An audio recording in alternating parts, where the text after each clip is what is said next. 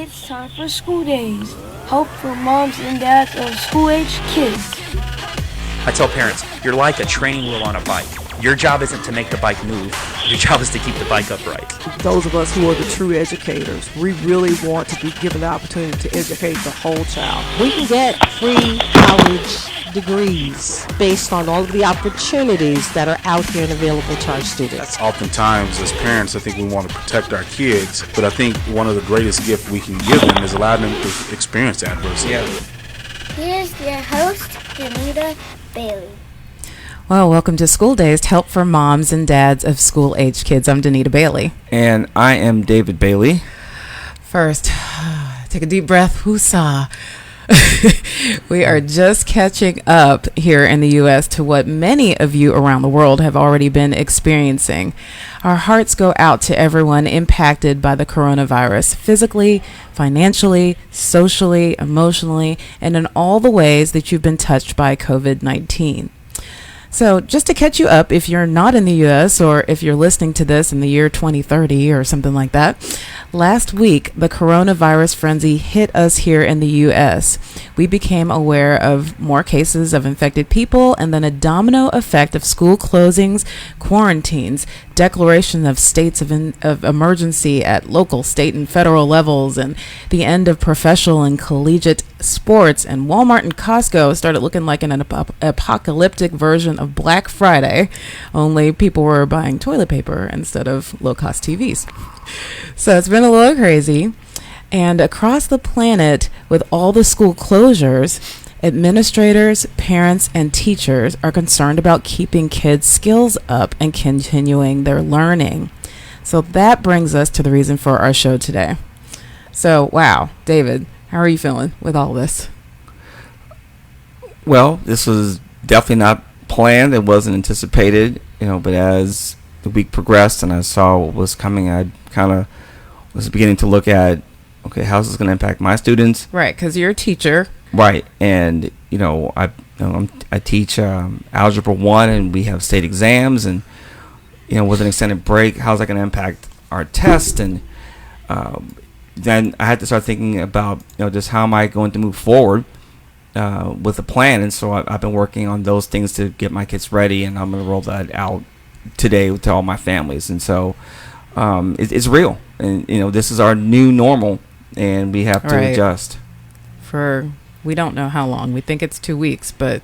Well, they're saying it's 2 weeks because, that's where they are right now. But it may be longer. We don't know. It might be 2 months. We don't know. So, right, because the CDC just gave a recommendation just yesterday that we don't have any more gatherings of 20 or 50 or more. Right. So that's... We don't know how that's all going to impact us. But, meanwhile, we're parents. Right. And so we have 3 little people, 12, 9, and 7 at home who are going a little stir crazy. Oh, yeah. It's cabin fever is real. And for real. And but all the, the library and the places they go to hang out and, do things. The rec center. Yeah, the rec center. I'm going to miss the rec center. Yeah. Our 12-year-old, lived there. Right. Playing basketball.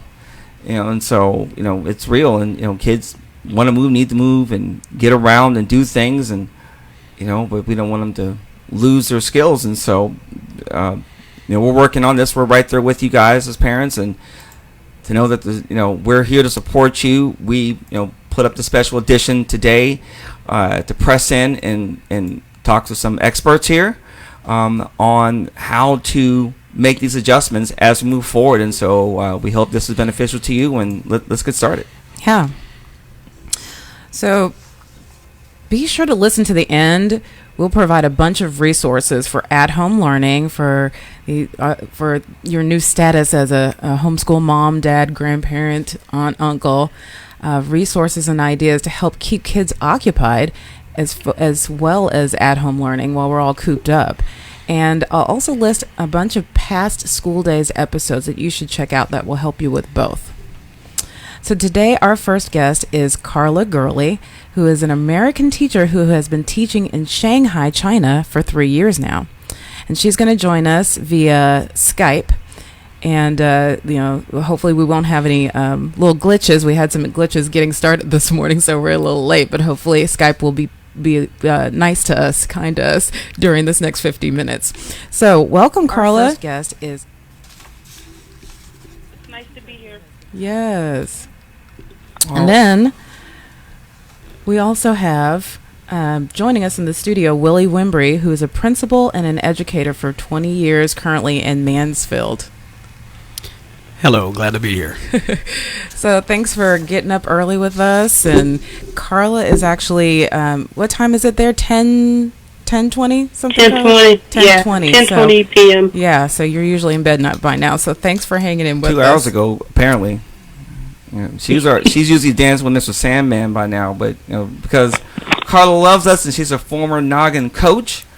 Absolutely, I love you guys. Oh, yeah, we love you too, Carla. We're so glad you are here with us today to share about your experiences. And we've known Willie for years, and we love Willie. And he's going to break it down for us. And so we're going to bring it from two perspectives. So parents, listen in, take notes, and we're going to do the best we can to help moms and dads with school-age kids. So let's go, babe. All right, let's jump right in. So for those of us who supposedly only have 2 weeks off, why can't we just chill and just enjoy the extra vacation? Would you like me to respond first? Sure. Whoever, just jump in whenever you can. Yeah, by all means, do not just chill. The children and adults need structure. We don't want the students coming back into structure when we get back to school suddenly. So keeping up with their reading is very important. Keeping up with math is very important. We want routines at home where students can be students at home. Parents can be involved. Do not let them sleep all day, please. Do not let them eat whatever they want to eat. Keep structure there so when they come back, they can just regroup with the structures we have in schools and be successful. Yeah. Oh, okay. I'm sorry. Go ahead, Carla. Any insights? Absolutely. Routine is very important. I am a kindergarten teacher, and my students are used to routine. And so it doesn't hurt to have routine at home. And if kids know what's coming next, they know how to prepare for it. So to just chill all day for the next 2 weeks isn't going to be beneficial for them when they do go back to school. So, of course, downtime is great and having time to relax, but you want to make sure that they have some structure and that they're getting in some type of academic time so that they don't lose the skills they've been working on all school year. Yeah. Here in Dallas, it seemed like schools were very slow to close. And for those of us not involved, because we don't know what's going on behind the scenes, it seemed like a no-brainer. So what are some of the reasons administrators wouldn't want to close schools or didn't?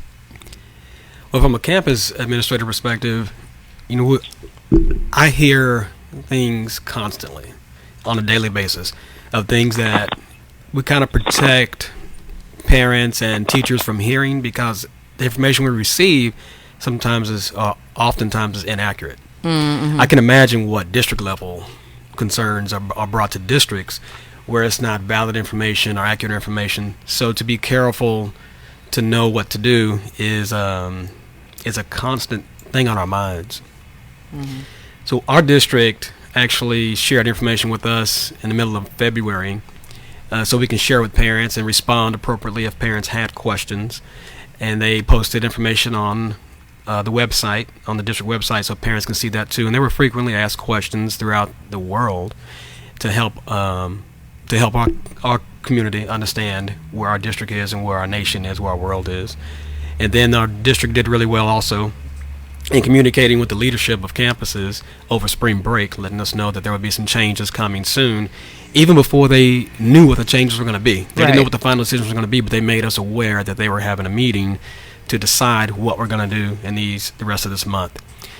Our district is very cautious in doing things that's best for kids, best for students. And I think most districts are the same way. Most of us who get into education are there because we have a heart for kids it's not only about education, it's about life. We want kids to grow up and to become successful. We want those who work with kids to be successful in helping kids grow up and be successful. And doing something that causes kids to miss out on what we want to do with them, that's a big decision. We don't want them to miss school. We don't want them to miss the routines. We don't want them to miss learning the ways that we believe are the best ways to learn. But our district did make that decision that we need to take some more time off to give life and health priority number one right now. Yeah. And also, do you think that they were also considering how it would impact the families? Because we've seen a lot of districts step up and say that they were going to provide school lunches. There's a lot of kids who are on free and reduced lunch, and some of them depend on those 2 meals in order to have sustenance during the day. So not being at school is kind of a big deal. That is true. I've been teaching for a long time, and administrator for a long time, where I've seen times when districts have shut down, and it wasn't planned way ahead of time. It may be for just half a day or a whole day, or maybe snow a few day days, or something like that. And actually, snow days are easier because parents stay home as well. But when we have other things that cause schools to close, or even planned closures that are just a half-day closure, sometimes that's very detrimental on a family that depends on that 8-hour day to take care of their kids at the school. Right. So parents have to take off work or plan other things. There's been a lot of pushback from families who struggle with that. In my experiences, and in both of the school districts I've worked in, I've seen this happen, where parents will say, hey, what are we supposed to do now? Can we please have a better calendar next year, or can we please be better prepared for these types of emergencies in the future? I'm sure that went through the minds of our district leaders when they made this decision. Like, what will parents do? What can we do to help parents who will have this problem? And I'm sure that's happening this week. Yeah. Today is our very first day for our district not having school because of what's going on throughout our world. And there are parents who have been scrambling because they just found out maybe 5 days ago that this was going to happen. Yeah, because some of these people are going to lose revenue because they're not able to go to work, and then now they've some people are going to have to pay childcare costs because they can go to work, but usually the kids are at school. So not having school has kind of a ripple effect of difficulties for a family. Hey, Carla, so for you, what was the experience like as things began to go downhill in China, and how are things communicated with you, and how did it impact you as a teacher and your students? Well, this all started right as the Lunar New Year was happening, Chinese New Year, and so a lot of people were on vacation. Oh. Chinese New Year is one of the biggest holidays here in China, and it's when most people travel, go to your hometowns, take your longest vacations, much like we do for our Christmas holiday in America. So when all of this kind of started and was happening, I was at home in the States. And everybody was asking me, are you going to go back to China? What's going on? And so while I'm at home in the States, I'm getting emails from HR and from my kindergarten department, and I'm watching the news and seeing messages. And by the time I was headed back to school, they had already said that school would be closed at least for the next 2 weeks, and that people would be on 2-week quarantines until everything was handled and contained. And we're still technically on quarantines, and school is closed just until further notice. Until we get. I'm sorry. How long have you guys been out now, Carla? I'm sorry. How long have you guys been out now? Since January 10th. Oh boy! Right, because of the Chinese New Year vacation. Yeah. How long is that usually? That vacation is usually about 3 to 4 weeks. Mm-hmm. So we were scheduled to go back to school on February 3rd. And so February 3rd to right now is 6 weeks. And so they've been out of school for about 6 weeks when we should have been in school. Right. And so if we don't include the holiday. Yeah. And so you mentioned quarantine. So how do they define that there, and how did it impact you and your students? Quarantine has had very different restrictions depending on where you live, what part of China you're in, the city you're in, and the district you're in. So I'm going to speak for me living in Shanghai, but I do know cities like Wuhan, where this started, their quarantine restrictions were very different. But when I came back to Shanghai, they said you're on a 2-week quarantine, and they didn't want you to leave your home, and you were asked to avoid large crowds. Most businesses and shops were closed.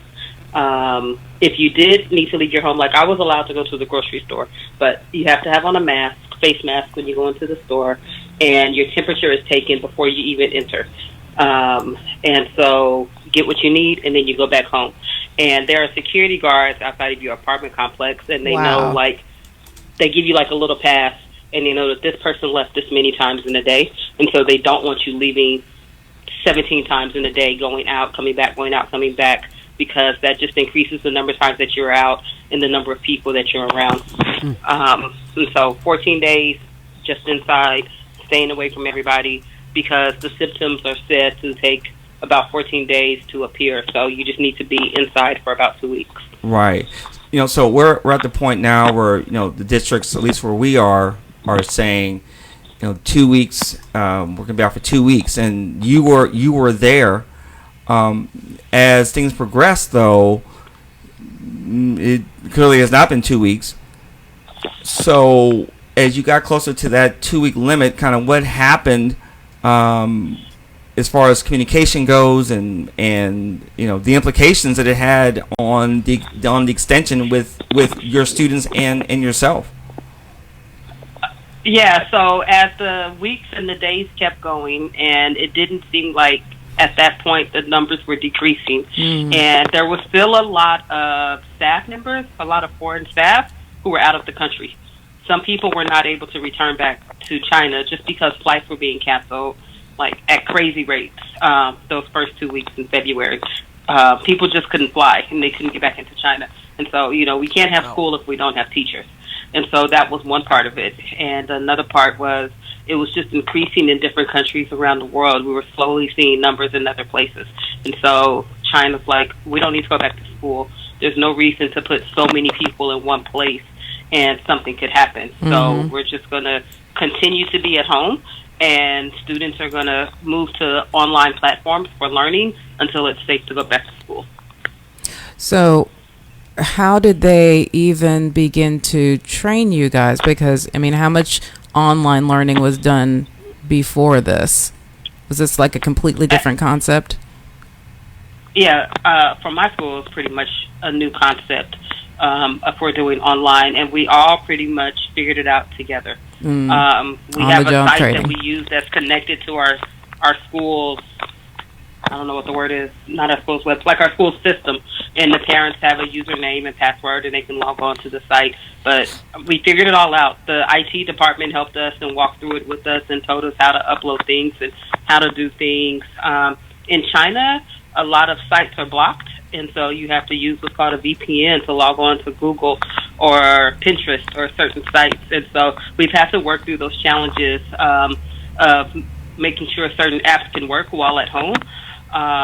One teacher uses a certain app to do her videos, but I can't use that app if it doesn't work on my computer with certain blocks and things that we have here.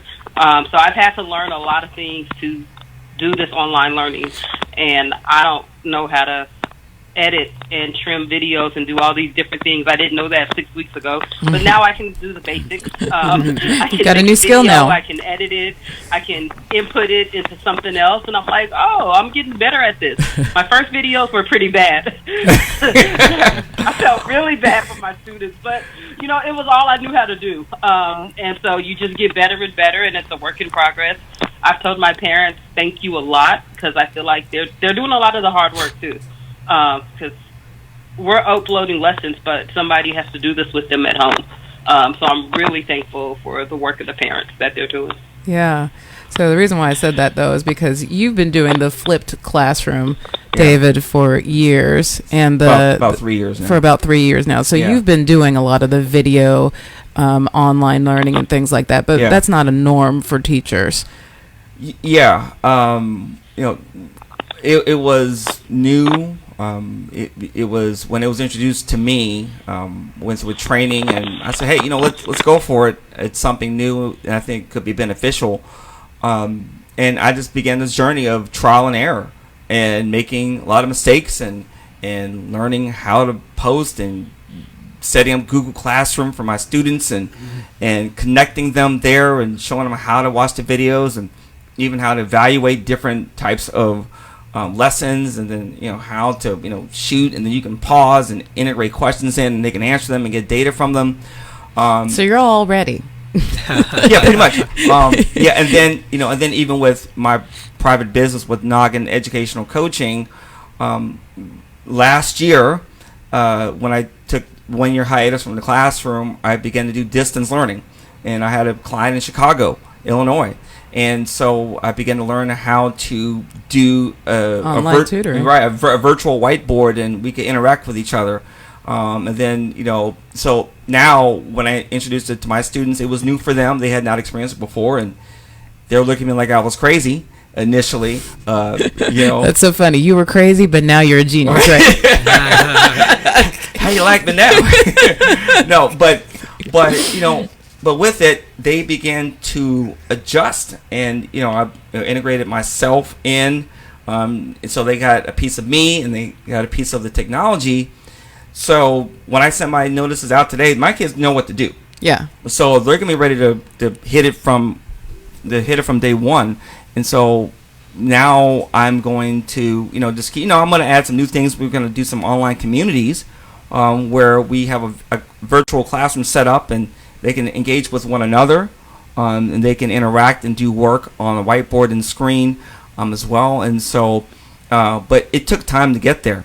So as teachers are going through, and actually this kind of leads me to kind of back to Willie, as teachers are, I'm not sure, at your school how technology is integrated, but how you as a teacher, let's say you have an old school teacher, or someone who's a brand new teacher, who has not been used to integrating technology, and how has that been for you, and how will you be supporting them in this new transition of this new reality of learning and teaching? At our campus, we're elementary, and we're still teaching students or children how to use Google Classroom and how to use apps that they can recognize just by touching, not necessarily reading, because we have children from pre-K babies, through right. 4th grade. So we have some things in place for our students even before this occurred, because we want parents to be able to help students at home anyway. Mm-hmm. Most of our information we give them is through our website, our campus website. We have some other avenues we communicate with parents so they can understand how to find certain YouTube videos that are popular for the kids with learning and counting, recognizing numbers and shapes. We also have some websites that students use that if they have technology at home, students not access it themselves. They help with reading and math. This week, our school has provided more information for parents. We actually just submitted information last night and this morning to help parents give their children something to do this week. One of the questions I asked the teachers was, what is something you think will be a problem if students are not practicing right now at home? Something that they already have learned, that they continue to practice, to help them come back in and maintain what they have learned. Mm-hmm. So when they come back in, it's a smooth transition and reteaching just a little bit and then moving onward. So our teachers develop a list. Some of our teachers, before I even asked, were already creating this. I was very surprised because it's spring break for us last week. But right. Over the spring break and over the weekend, several of our teachers created this already.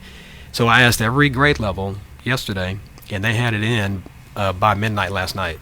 Wow. A wonderful tech apps teacher named Jamie, she put it all together, organized it, so parents can now, today, go to our website, go to what we have. We have Class Dojo, is how we communicate with parents. We have a Facebook page, we have Twitter. And again, our website, they can go there right now, and they can look at my child's in pre-K, and they can see what should a pre-K student be working on at home, whether it's something online or something parents can just do with them, recognizing numbers and letters throughout the house. And all the way up to 4th grade, we have the similar information. The parents who, we also were proactive in helping parents know this is our main way of communicating throughout the year. So every parent knows about Class Dojo. We've had to sit down and help parents how to understand how to put Class Dojo on their smartphones or how to access it through a computer. Right. We haven't had parents who don't have technology access. When we've dealt with those issues, they may have limited access, but they all have access at my campus. Thankfully, they all have access to use technology one way or another to see Class Dojo, which helps them know exactly what I'm talking to you about right now, but also helps them have quick access to links so students can watch videos or play learning games or activities at home. Let me ask you. So we are in what our kids are in Mansfield ISD as well, where you're a principal, and so your school does not have very many parents that don't have access, but there are some in our district that have more low-income families. Have you talked to other principals and administrators about what they're doing about kids that don't have access to technology, may not have internet, maybe not have a tablet or computer at home? No, we're having a meeting this week in our district with all principals. It's a Zoom meeting, so we're going to meet through technology, and our district's going to give us some more guidelines on what we're to do next. Even what our campus is doing now, starting today, we may have to tweak that a little bit after meeting with the district, and our teachers know that, and we're prepared to tweak how we're going to go forward. But in that meeting we're going to have with the district, I'm sure we will do more collaborating of how to handle that exact situation, because it's not just with families who have limited access to technology, it's also limited access to other things too. Right. What can we do to help them with food, because we're giving out food this week, and there may be some other dilemmas that other campuses are having that we may not understand. And just like Carla just said, we're learning this together, and not just as a district but as a nation. Right. Like how can we help more people more of the time, and we're figuring that as we go. But again, I believe that our focus right now is not just instruction or education or routines, but it's safety first. So we're going to take care of the safety first, and we'll pick up on everything else that we have time to get to as time permits. Right. Do the schools or their districts rather, do they have some sort of guidance from the government to provide schools to prepare for a situation like this with infectious disease outbreaks? Because this isn't the first time. This is the first time we've experienced it. But, you know, I think it was 1918, there was the Spanish flu that caused them to close schools. So, you know, if history repeats itself, we hopefully had a plan for this. Yeah, the nation actually gave us a mandate to have all administrators and other staff members trained in FEMA training. So throughout this year, we're completing FEMA training, which is something we do on our own, online. But there's some really strenuous testing that you have to pass to show that you have completed the training. The training is very detailed, and what I've learned so far is that it's the training covers any kind of disaster or natural disasters, or even things that go on with health issues. And what it basically says is there are systems in place that will come in, which helps us communicate with outside sources and authorities who will come in and help us set up a template for structure. That structure isn't something we would like know and memorize. It's just pretty much a general understanding. This is what happens when emergencies occur, and there's always somebody who's in command. In this case, in both the districts I've worked in, we lean on our hierarchy that's in the district. So I would talk to my supervisor, who talks to their supervisor, and we pretty much listen to what's going on. And when it comes to health issues, we have a director of health services who is the one who will talk to my boss, and my boss gives us that information, or the director of health services gives us that information directly.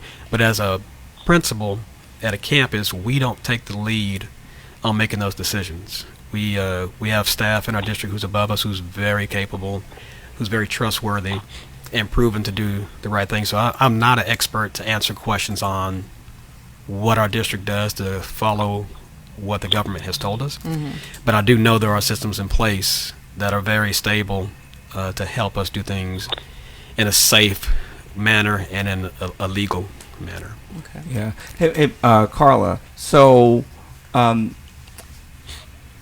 were there any guidelines given to you guys in regards to this, or just in general, or were there things that kind of rose up as the situation progressed? Pretty much as soon as the country was aware of it, the government sends message to, very similar to what Willie just said, but the government will send messages to school administrators and officials, and then it'll trickle down to the teachers and to staff. But as soon as they were made aware of everything that's going on, the biggest thing was safety, and it was we need to do a lockdown, and we need to quarantine, and we need to keep people safe. That's first and foremost.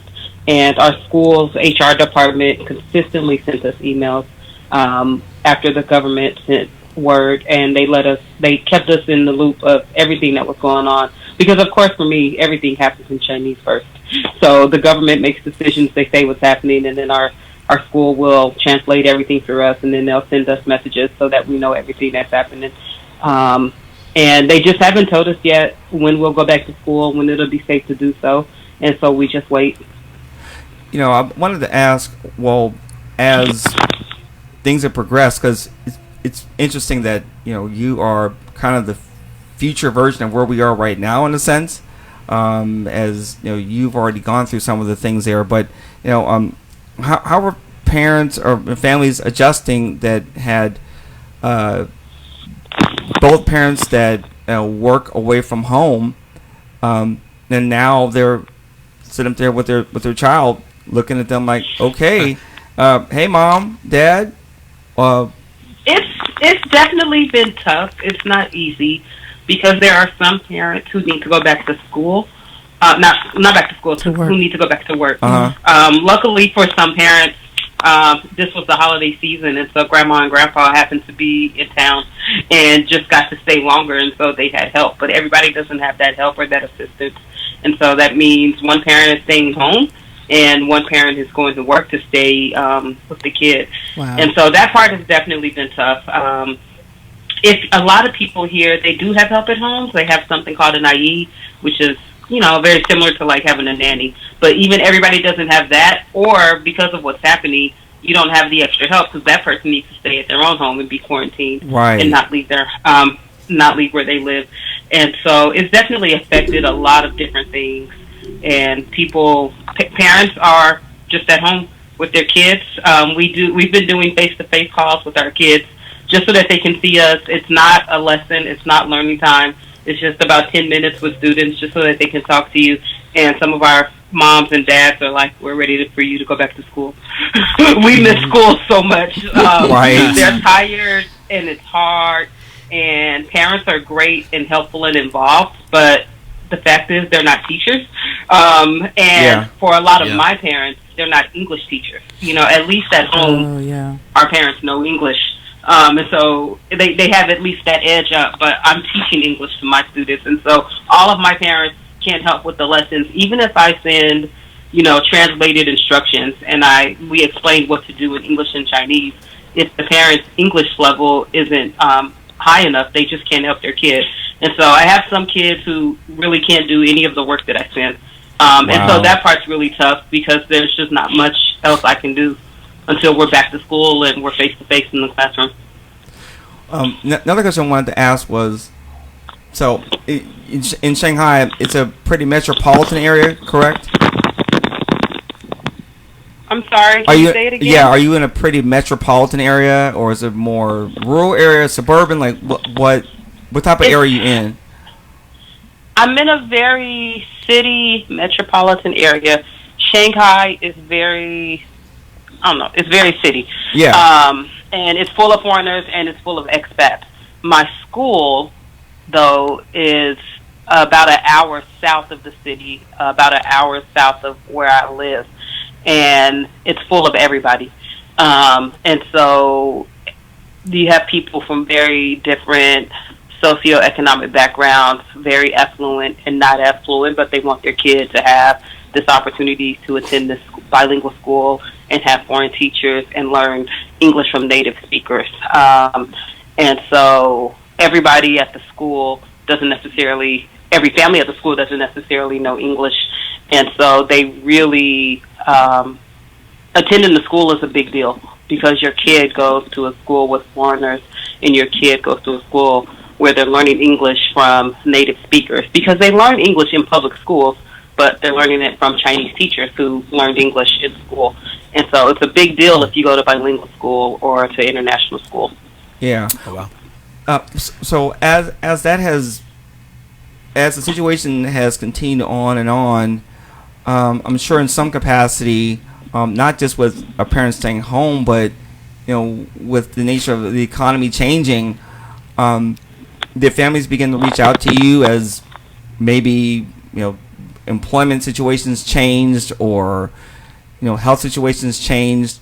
How did you as a teacher adjust to that if it did impact you at all? Did you ever hear from parents hey, things have changed, or I don't know, because it's tuition based school, I'm assuming now we can't pay, kind of how did things shake out as you seen this thing go on over time? Just with the school, I can't really say. That's more from an administrator's gotcha aspect. Yeah, I don't know how to answer that question. I have a question though, and for both of you. And Willie, you're just starting this, and you're in elementary school, so most of the parents probably can grasp most of the content. But what happens when your kid has calculus? You can't do calculus. Is there some thought from administrators about how they're going to handle that kind of thing? Well, that's actually why we started with this proactively. At the beginning of the school year, each year, we want to make sure we give information to parents where they can see how this new math, why are we teaching my kids how to do math this way? Yeah. We send home links and videos. Either the teachers can create their own videos, or they find videos that teach the same concept, and they send it home to parents, because there's many different things that students have to learn certain ways, because it's going to be tested many different ways on the test. Mm-hmm. So there's math starting in 3rd grade where parents are like, I don't know what my kid is doing. Yes, we did an episode about the new math a couple weeks ago, so if you're in that boat, grab that. Yes. So we want to make sure parents have a lot of access to seeing the new ways of teaching, or the new strategies that we're showing students these days. Mm-hmm. So they would have to have technology to see that, Mm-hmm. or they could have gotten hard copies. At every campus, if any parents request hard copies, we print copies for them. Mm-hmm. Mm-hmm. Yeah, I tended to see parents tend to check out around 6th grade, somewhere between 4th and 6th grade typically is when it starts to move beyond where some parents are used to seeing, or if you haven't worked with something in 10, 15, 20 years, now your child's saying, hey, Mom, Dad, I need help and I'm not in school. It's going to be, and even with the video, a parent can put them towards the video, but if the parent doesn't even know what the content is, if they don't remember what the quadratic formula is, or whatever it is, it begins to parents are going to be kind of thinking through what to do. And so what I would encourage parents to do is ask, are there opportunities for those classrooms, like our son today, starting today, from 1 to 3. His ELA teacher has just decided on her own that she's going to teach her class for 2 hours a day. 2 hours a day. And so, I don't think it's going to be rigorous teaching for the entire 2 hours, because they're not used to just 2 hours of her. But she's got some videos that she's going to upload, and she's not sure exactly what she's going to do either, but she's like, we're going to learn together. Yeah. We're going to figure this out. Yeah, so parents, I would just encourage you to reach out to your school, reach out to your district, and find out what is their plan.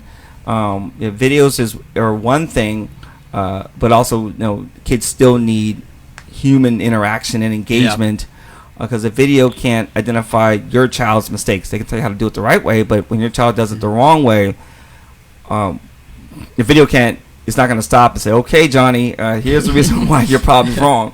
And so I would encourage all parents to reach out and find out what is their plan.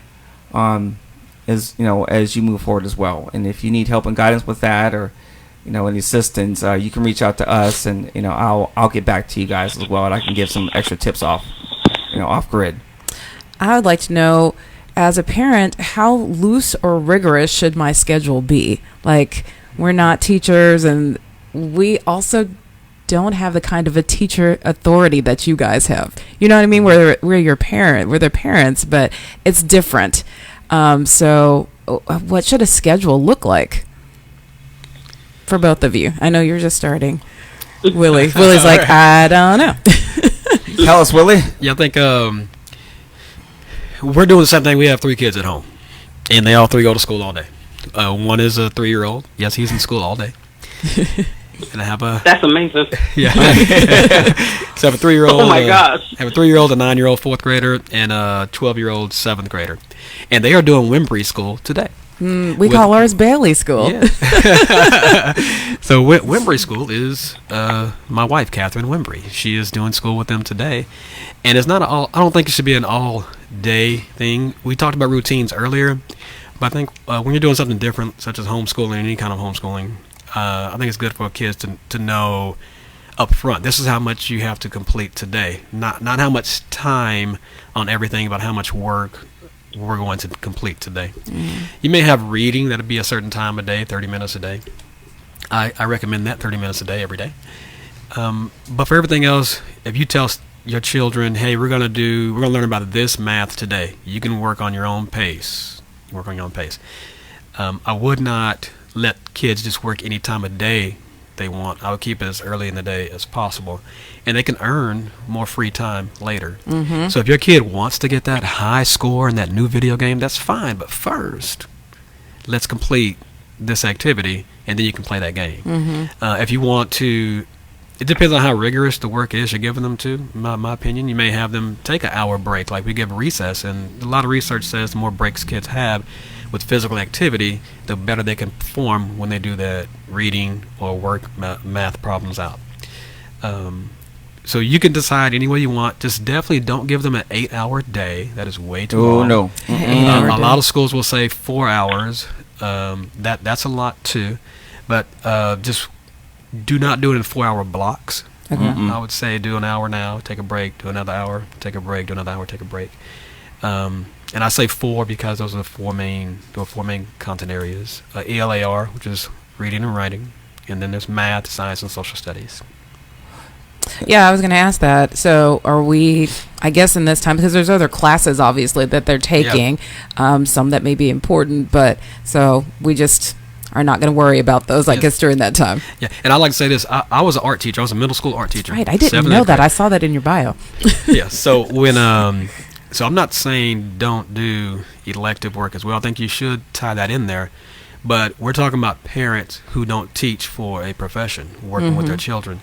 You want to help your child keep up with math and reading first, and then science and social studies, and then any other elective work. If your child is a genius and they're gifted in some elective work, yes, by all means do that every day, whether it's art or playing their instrument or doing their exercises, whatever it is, do that. But if they are not, keep in mind, you don't want to make them do art. You don't want to make them do music. You don't want to make them do those things right now until you made them happily, healthily do the core subjects. That's my opinion. Yeah, so we have Bailey School in the summertime. David and I do a summer math and reading program for our foundation, and we feel a little guilty by the end of the summer because we're teaching and educating all the children of the Metroplex.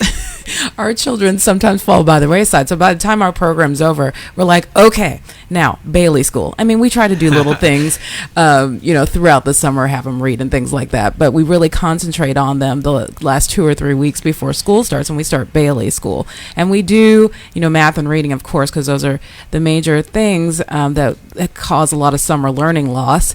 But we also do art.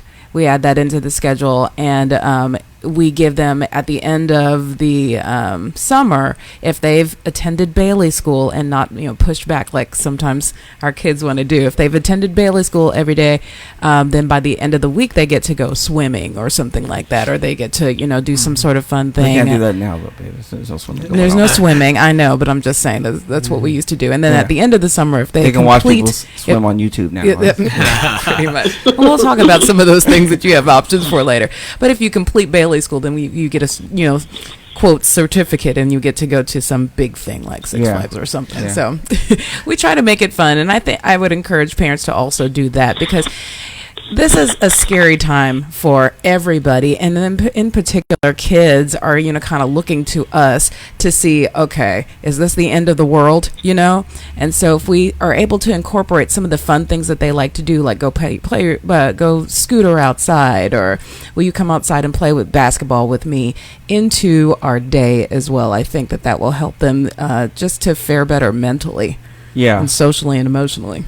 Yeah, Max, before I share my insight, Carla, what insights do you have to share about this, and how parents are working through the days with their kids? Yeah, what's the schedule look like there?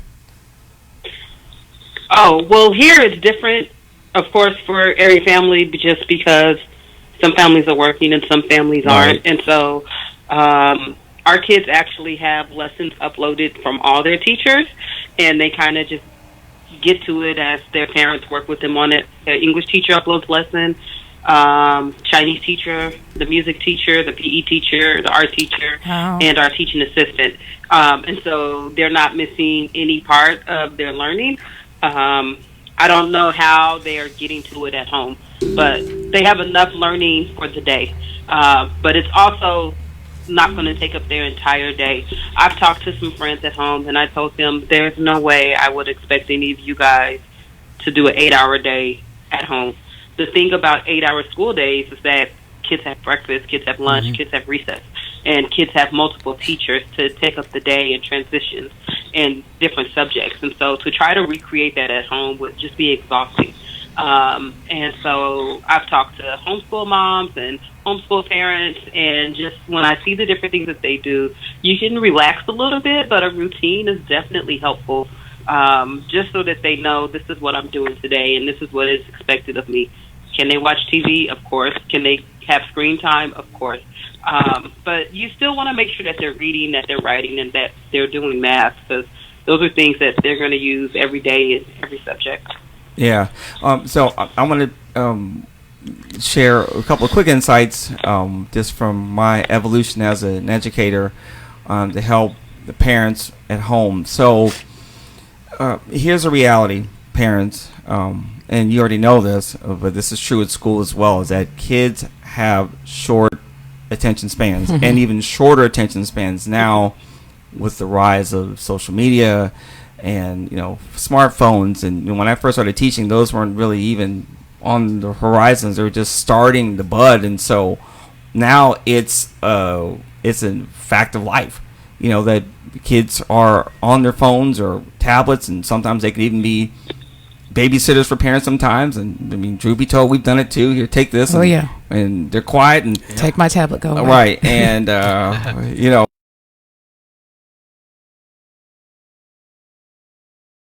that occurs, everything's instant. It's quick. And so putting them through marathon sessions can sometimes be a challenge. And what I've had to do now with my students is I do block scheduling. So my classes are 90 minutes long each. So I've had to learn, I have wiggly kids, and, I teach middle school, and they got to move around. And so I have adjusted my schedule so that we do 20, 25-minute blocks and then break. And I give them a mental break for 5 minutes. Then we get back to another. Then they rotate to a different station. They do another 20, 25 minutes, and then another mental break. And then they do their third push as well. So I call them sprints. So a sprint is intense, but it's short. And kids are energized. And I would encourage you parents to listen to our episode on play and how the importance of allowing children to release. That's good. Energy is crucial So if you're expecting a child to sit down, I mean, unless they're just naturally bent that way, but very few are. That's what I've seen. That 15. You seen any? Some, Really? some, but most are not.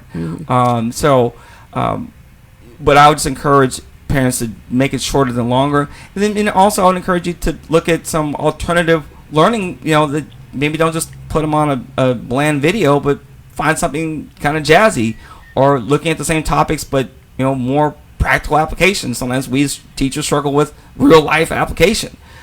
So I would encourage you to kind of mix it up a little bit. Ask them, hey, if you wanted to learn something about this topic, what would it be? And help them to explore it.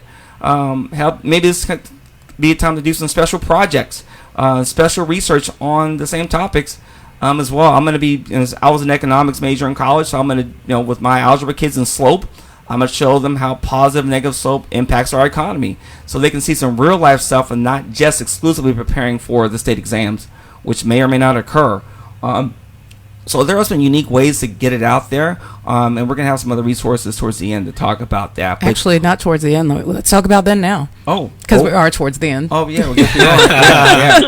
All right, well, this is a good transition. But I was going to say one thing. Yeah, go ahead. On what he was saying, like, if you know that your child struggles with fractions, maybe you guys cook together in the kitchen. Yes. And so you find real life ways to show them 1/4 or 1/8 or 3/4. And so this could be a great time for you to bond with your kids and to make learning really come alive. I have kids who really love the solar system, and they made solar system mobiles, because we just did a unit on that over maybe 2 weeks ago. And so we tried to find ways to make learning as interactive as possible and to keep it simple enough where the parents could do the lessons with them and that they would still be having fun.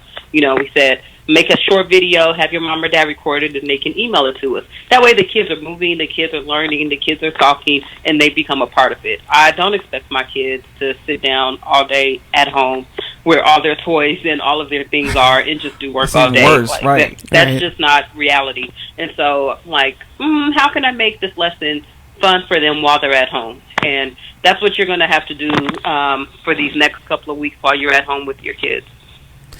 So what are some resources, I'd like to hear from the both of you, from both of you, that you are recommending to your parents and grandparents and whatever caregivers are going to be at-home teachers?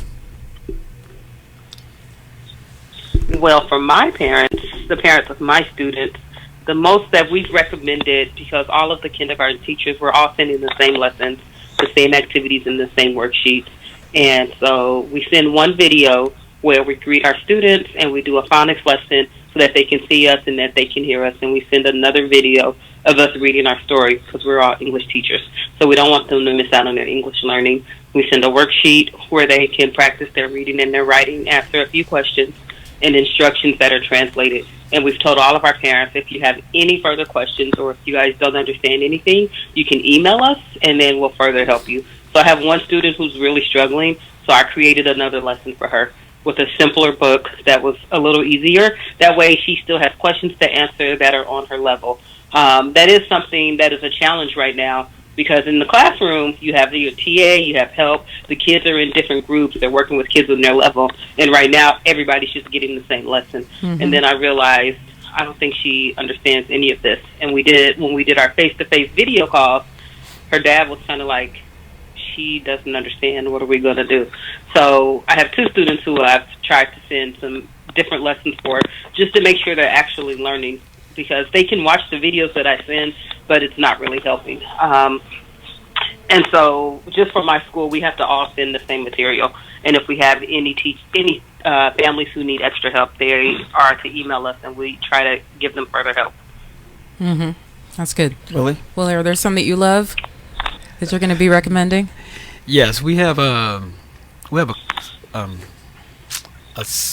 website platform called ClassLink, mm-hmm. and every student can log on to ClassLink, and the teachers can post or paste websites and links to other learning websites. what we've done is, one of the things we've done, we've given information to parents. Say, hey, have your child log on to their class link and look at, do Education Galaxy, do this part of Education Galaxy, do their iStation. Education Galaxy is math, to do the math part, and then we do iStation for reading. So we're giving access at home for families to access this and work with it.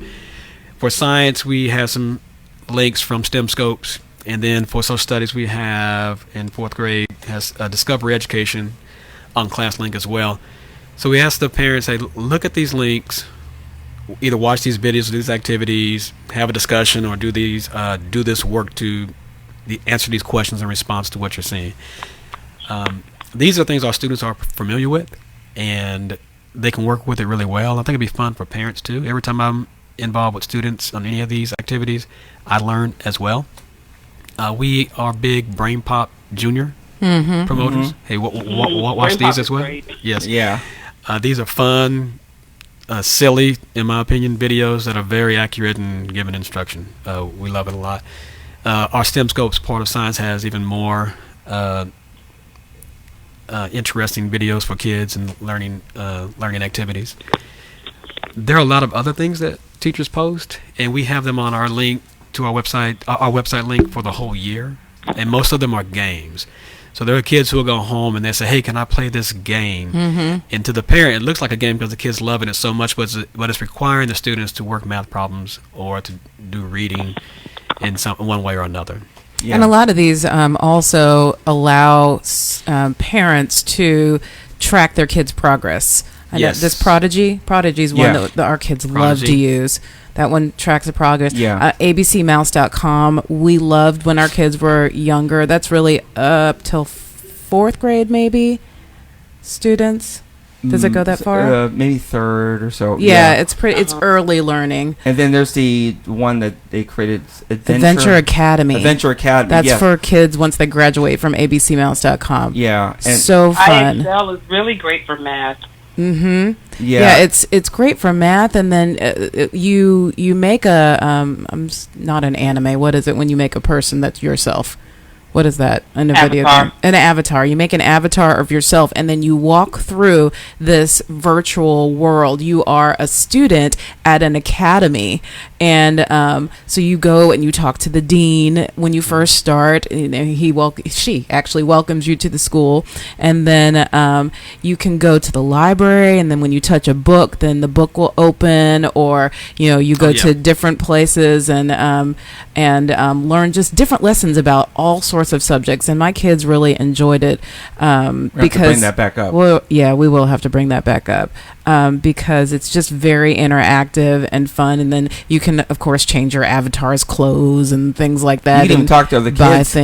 That's true. Right. You can walk up to a kid and have a little dialogue with them, and then they might ignore you or oh well, then you move on to somebody else as well. So it's pretty interesting as well. Another one I recommend for K through 8 is Prodigy. Best way I can describe Prodigy is for mathematics, and I call it like a mathematical Pokemon. That's probably the best way I can describe it. You have these little battles, and they'll throw up math problems, and you can adjust it to your state standards as well. And look at kind of what your child's needs are. I mean, ask your teacher, hey, what's my child struggling with, and they can tell you. And then you can go in and customize the problems to fit what they do. And the way you quote unquote fight is you have to solve a math problem. And then if you get it right, then it takes points off the other opponent. You can battle other kids. The free resource is more than enough, but they also have these little special worlds and unlock things that you can if you want to pay the monthly subscription as well. Another one is Flocabulary is another great one as well.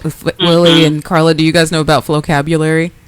Yeah, I used that when I was in Texas. Yes. Yeah, Vocabulary is great.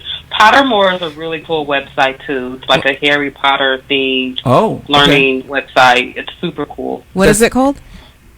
Pottermore. Pottermore? Is Harry Potter? Is that still a thing? I actually just posted a link with a ton of websites and resources, and I have it on there. But that one seems super cool. Another one is Khan Academy. You know a little bit more about Khan Academy than I do. Khan, they have a lot of great resources for SAT and a prep as well. It's straightforward. It's a black whiteboard, I guess you could describe it, and it's a straightforward lesson. It's good for short content as well. Not the most engaging, at least from my point of view. Yeah, it's not a game. Right. Yeah, you're not trying to beat anything, but just for getting good raw content on skills you need to freshen up on, that's really good as well. Scholastic is also promoting its Learn at Home website. It's for students of at most grade levels from pre-kindergarten to 6th. And each level features 5 days worth of content for 3 hours a day. And then they're working on right now, as we speak, 15 additional days that are on their way. Yeah. Oh, that's amazing. Mm-hmm. Yeah. So, I mean, if you just start to look up and research things, and also I would encourage parents to stay engaged with other parents as well to see what they have and what they know. Right. And talk to your homeschool friends. Yes. Yeah. Homeschools are like, you see? They're like, you thought we were crazy. Yeah. Yeah, and right now you can also email the principal, email the teacher. They have many ideas that they probably have shared. They thought they shared clearly, and somehow the parents may have missed it. Yeah. And just go ahead and ask ask the teachers, ask the principals again. They have no problem give you more information. Hey, there's one thing I want to share with you guys about Travel and Leisure has a list of museums. Travelandleisure.com has a list of museums that give you virtual tours. Yeah. Yes. And right now they're promoting this nationally, and it's titled "Stuck at Home?" ? And these are videos you can look at with your children and look at things in museums around the United States. That's cool. That's very cool. Let's talk right quick before, unless y'all have any more resources for at-home learning you wanted to mention. Not anything majorly pressing right now. So. Okay, and again, we are going to have all of these on schooldayshow.com for parents and other caregivers to reference. So if we think of any more and we didn't mention them, we'll definitely add them there. But I want to also ask, what can we do? So we're not used to having our kids home this much. So we want to have other ways other than at-home learning to occupy them. So what kind of things do you recommend? We've also posted some information on our website that shows parents some things you can do for fun. Like sometimes parents don't know what to do, like you said. We're 8 hours a day with the kids, and we're not used to doing this. And in other situations, parents might be very creative and have good ideas just rolling off their brain very easily. But right now, they might be a little stuck. Like, what do I do? Freaked out. Yeah, so we have a lot of just fun, interactive activities you can do at home to do games with your children. Like when I was growing up, we always played games in the car, like I Spy, blah, blah, blah, blah, blah, blah. Right. Games like that parents can do in the house that are fun, talking games, riddle-type games, trivia games, and also things they may be able to do outside in their front yard or in their backyard. Yeah.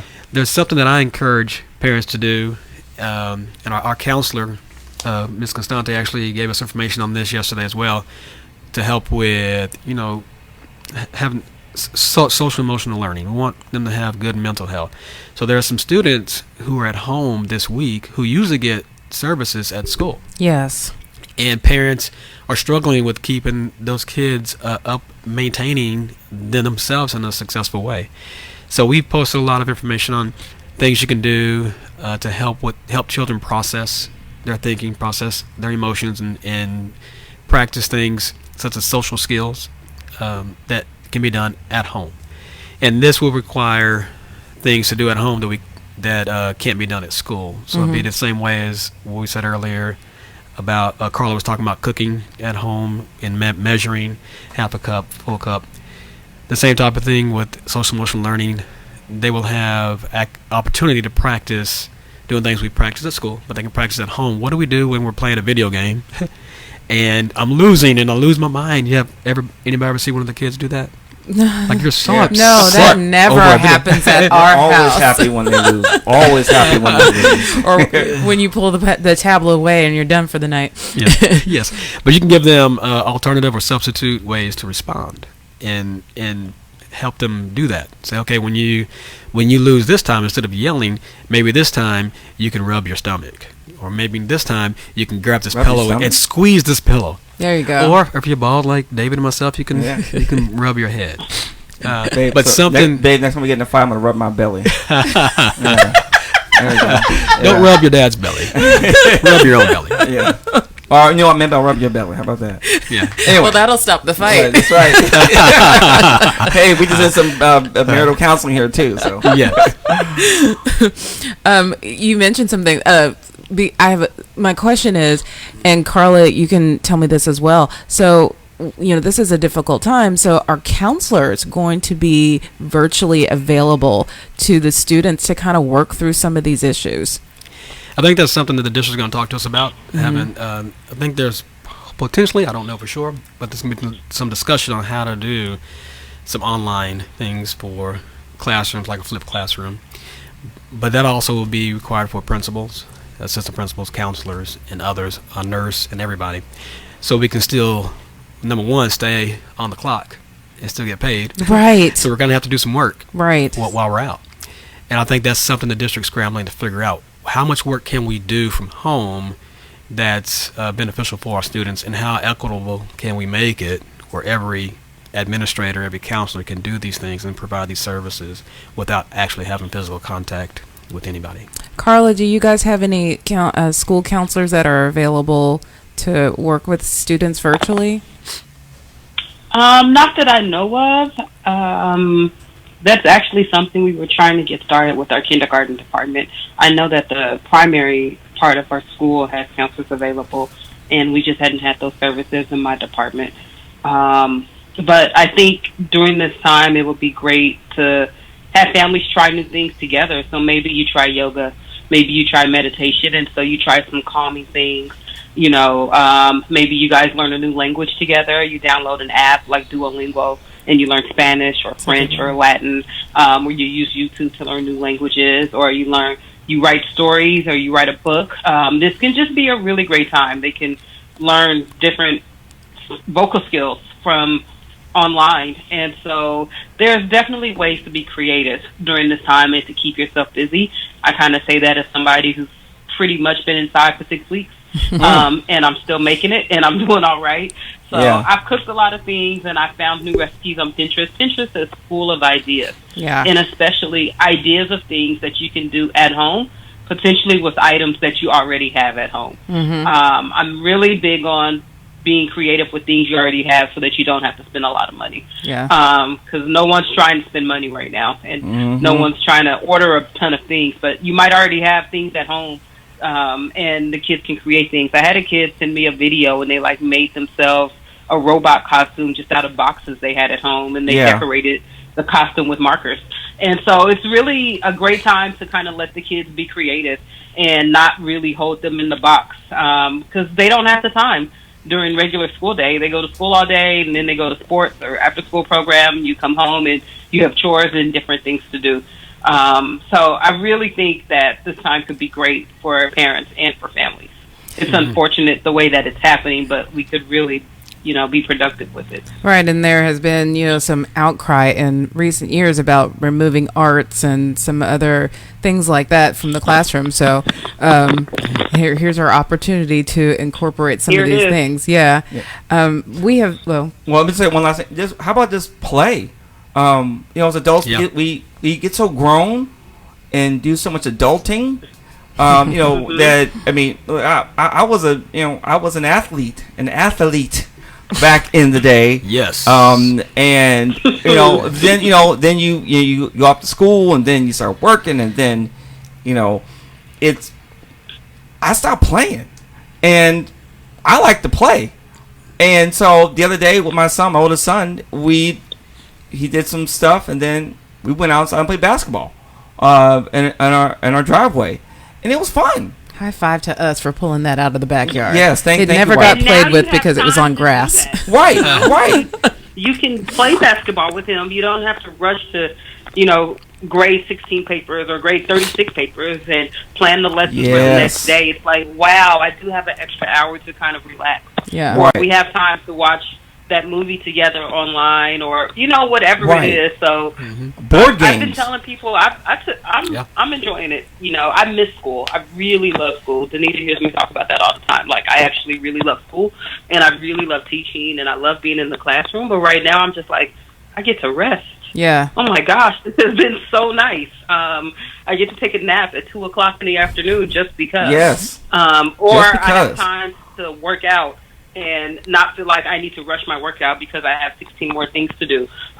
So, I mean, this can be a really great time. Yeah. And for a lot of us who have a long laundry list of things that we need to do and never get to do, you can, check some things off.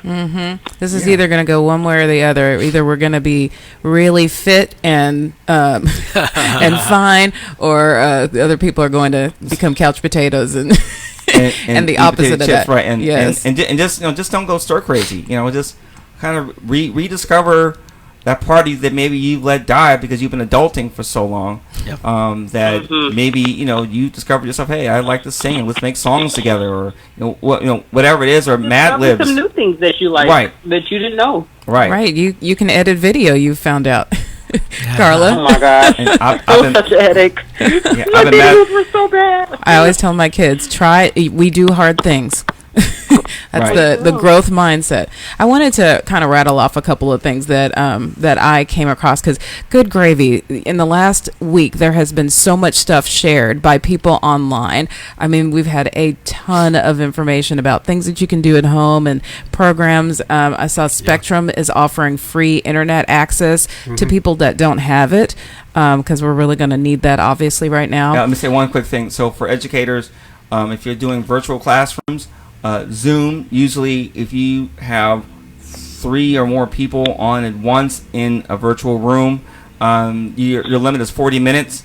I just discovered this morning that if you go through your educational institution, that they're doing that, they have lifted that fee, so you can have up to 100 people in a virtual classroom, and it is of no charge. I just discovered that this morning, kind of playing around with some stuff, and so for administrators, teachers as well, to take advantage of that, because normally they charge a fee for that. Yeah. Okay. We are so running out of Yeah, we time. so Well, are. we're over, but I mean, I think that this is important. Y'all ain't going anywhere. What you got to do? You ain't doing nothing. Stay with us. These teachers have something to do, and these parents. It's only almost midnight. Right. Oh, right, Carla. You need to go to bed, don't you? But Carla, what are you doing tomorrow morning? Right. You're doing nothing. She does have a Well, job. I mean something, but yeah, I she do can get up have when to she work wants. tomorrow. Yes. I Okay. work from home. Yes. Okay, fine. You're right. It's 11:38 there in Shanghai, or 28. All right. People think Fine. I don't work anymore. Right. I work all day. You do know. work. Okay. I know. All right. Let me rattle off some of these. So we bought a Amazon Dot, right?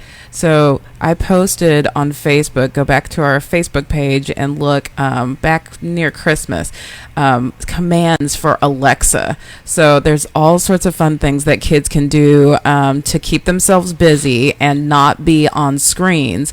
So there's something called Akinator. And love that. what does Akinator do, babe? So basically, you think of any person or personality in any stage of history, and then Alexa will start asking you Questions. qualifying questions. Is it a Yes. male? Is it a female? Are the United States? And you keep that person in your head. You don't ever say who it is. And every time, Almost every time. She's not that good with me. well, you probably shifted or something in your head. Yeah. Yeah. She even knows when it's me. Yeah, I know. When Yeah, that's funny. Yeah.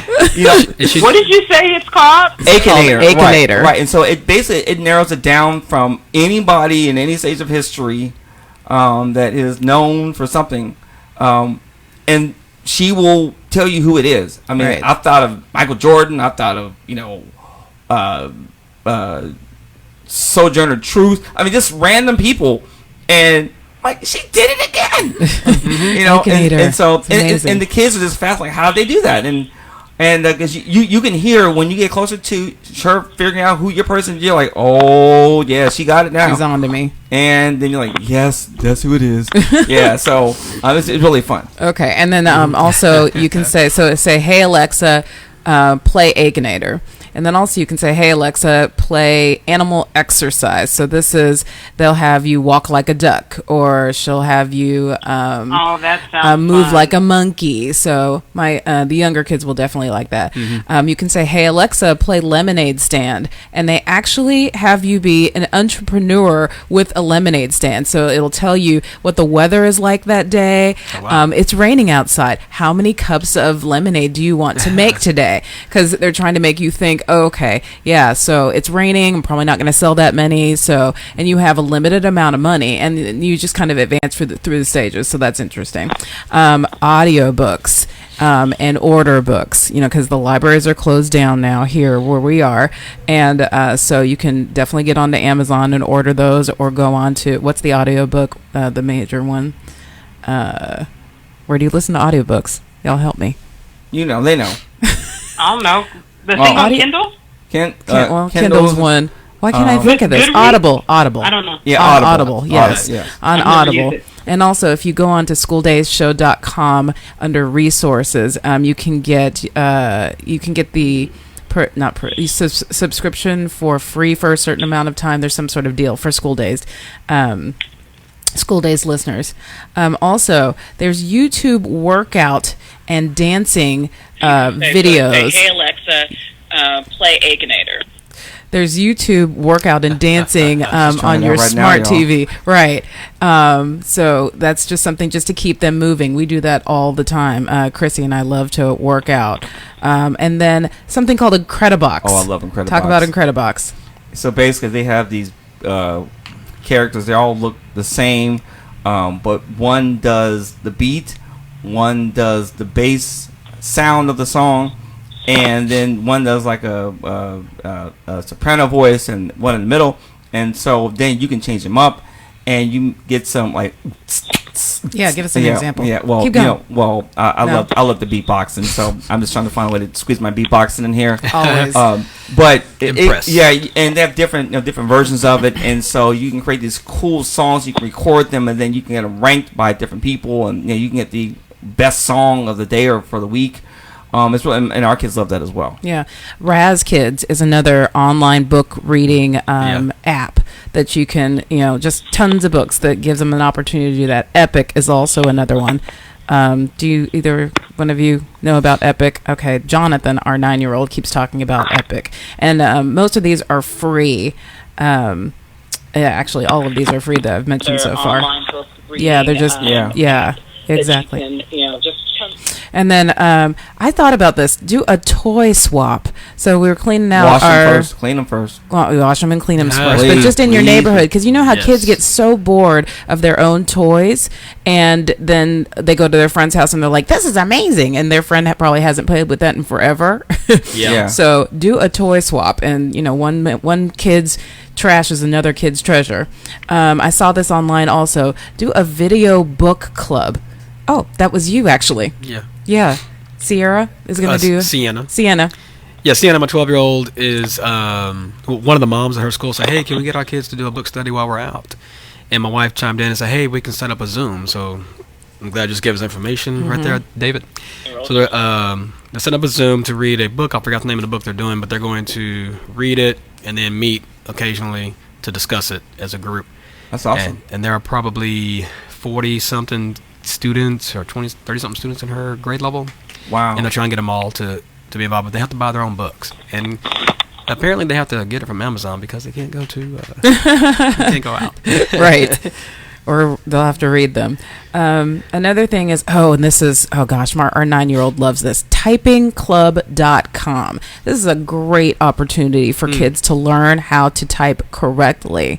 And so it's a cute little thing. It shows you, so your hands are on the keyboard, then it will show you, I guess, your hands also on the keyboard. So as you're touching the keys, you're looking at yourself touching the keys on the screen. Anyway, so it'll tell you a word, it'll tell you a whole phrase to type, and Jonathan's actually gotten pretty pretty good at typing. So that's another thing that you can start doing while we are not at school. And then can adults do that as well? Oh yeah, okay, absolutely. So yeah, and then I did the typing test yesterday, but I was trying this out, and I was like, oh my gosh, I haven't taken a typing test since my 20s, and it was actually really fun. Oh, David's saying I'm taking too long. Okay, and then the last thing is virtual field trips. That we'll post this on our School Days website, but there's you can enjoy 24-hour cameras at different places. Like I enjoyed the Monterey Bay Aquarium. They've got cameras up 24 hours, so you're watching the sharks. I was watching the sea otters and the penguins and with Jonathan, and he was like, oh my gosh, this is happening right now.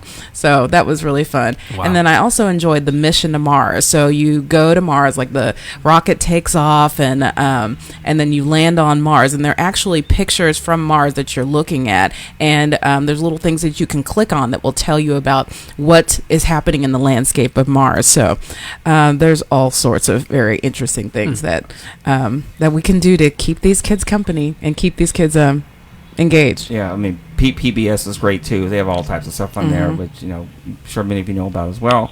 The old school Sesame Street, Mr. Rogers' Neighborhood. This stuff we grew up on as well. So just want to encourage, just find some stuff out of the box that can help to keep them engaged and get you involved in the learning as well. And lastly, I want to recommend some School Day shows to listen to during our extended spring break, quarantine, whatever you're experiencing. Now, I personally think you should listen to all of them, but these are some that will help you in your current situation of, just some of the fears that the kids are experiencing and in our new role as homeschoolers. So we did one about anxiety and depression, so helping fight the anxiety and helping to refocus them off of the kind of doom and gloom that we're hearing so much of with the over information that we're experiencing. We also did one with a neuroscientist, and that was about rewiring your brain with gratitude. That was, I think, one of our best episodes. Fostering a love of reading in a tech-driven society. We had an English teacher come on and just talk about some of the things that she does to help kids really want to read.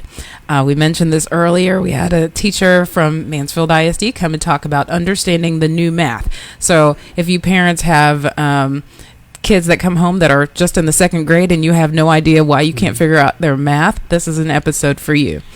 We also have a show about summer learning loss.